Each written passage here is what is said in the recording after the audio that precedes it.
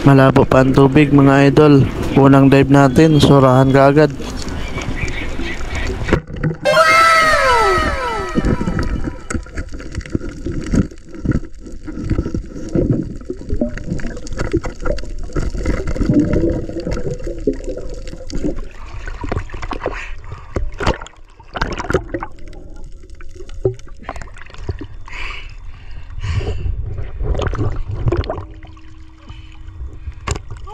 Kacabaw. Ang laki, surahan.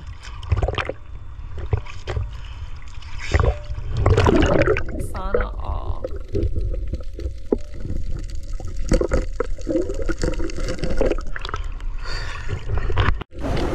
Malakas ang current at malabo pa ang tubig. Kaya dito lang tayo sa mababaw. Yan na naman pala po ang pangalawa kong huli sa pangalawang dive ko.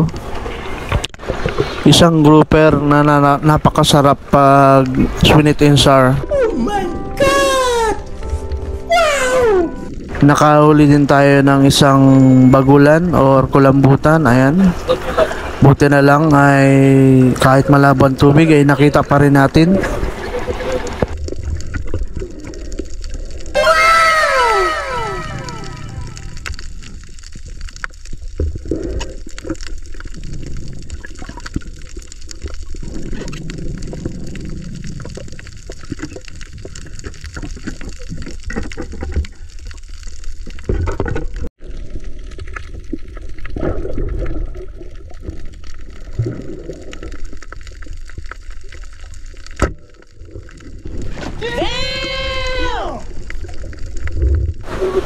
Nakahuli tayo ng isdang turutot. Ayan. Sa mga nakakaalam nito ay napakanipis ng katawan pero masarap ito iprito. Ayan.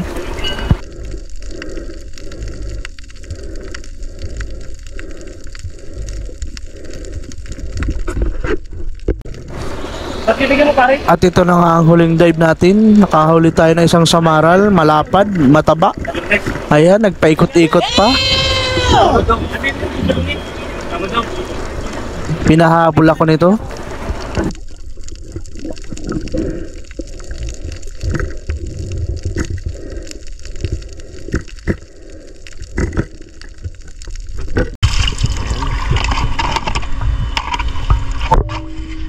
Idol ang huli ko. Mga idol, tingnan nyo po ang huli ko. Ayan ang mga huli ko. Ayan. Ayan, nakahuli tayo isang malaking turutot, kung tawagin turutot. Ito. Saka isang malaking surahan. Ayan. Malaki-laki na rin to. At talagang buhay na buhay pa yung surahan.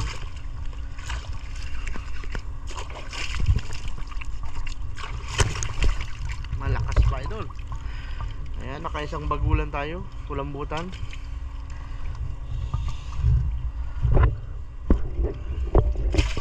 Ay, grabe. Lakas naman ang surahan na yan. Ayan, nakadali din tayo ng ito.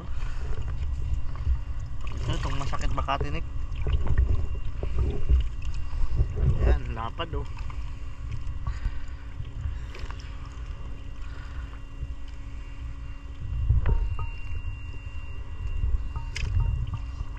Buhay na buhay pa idol itong surahan.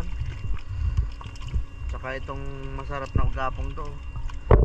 Maliit lang siya pero okay naman siya pang ulam. Pero itong surahan, grabe buhay na buhay pa talaga. Laki nitong surahan eh. Ito. Wah, taba. Taba ito idol, mataba. Ayan, tawa. Ayan, tayo ay uwi ng mga idol. Ayan. Ayan na natin ang ano natin. Takpan ta na yan nang hindi makawala na yan.